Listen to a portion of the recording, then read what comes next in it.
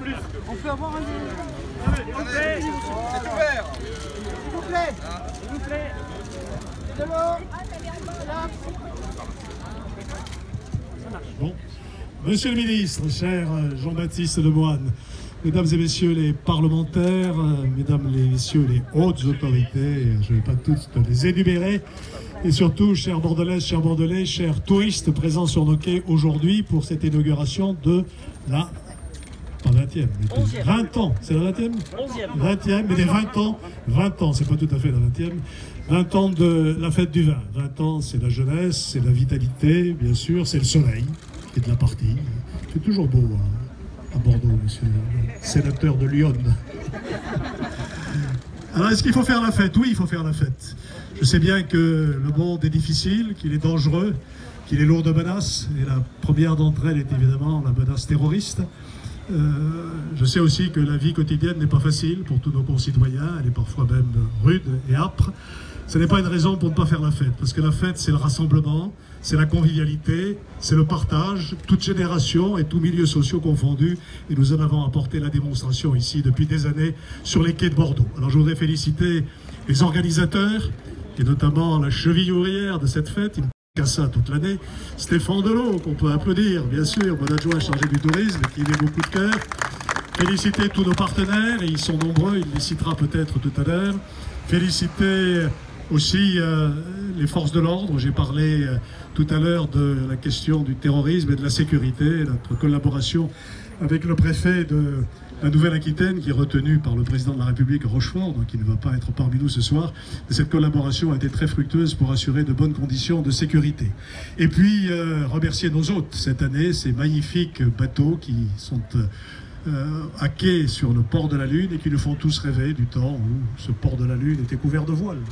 C'est quelques siècles derrière nous. Faire la fête et aussi célébrer le vin et la vigne. Monsieur le ministre entend parfois beaucoup de campagnes que je qualifierais d'extrémistes, de jusque-boutistes, qui essayent de nous faire croire que dès qu'on pose ses lèvres dans un verre de vin, on est mort. Ben non, modération, sachons raison garder, cultivons la modération, c'est ce que nous faisons toujours ici, à Bordeaux, sur toutes ces manifestations pour lesquelles il n'y a jamais eu de dérapage. Et je voudrais remercier le monde du vin, ce monde extraordinaire composé de propriétaires, d'œnologues, de vignerons, de vendangeurs, de maîtres de chais, de tonneliers, d'ouvriers qui font vivre la vigne et le vin. C'est grâce à eux que cette fête est une réussite, parce qu'ils sont présents sur les quais, ils sont en dialogue avec toutes celles et tous ceux qui veulent savoir comment on assemble et comment on élève le vin.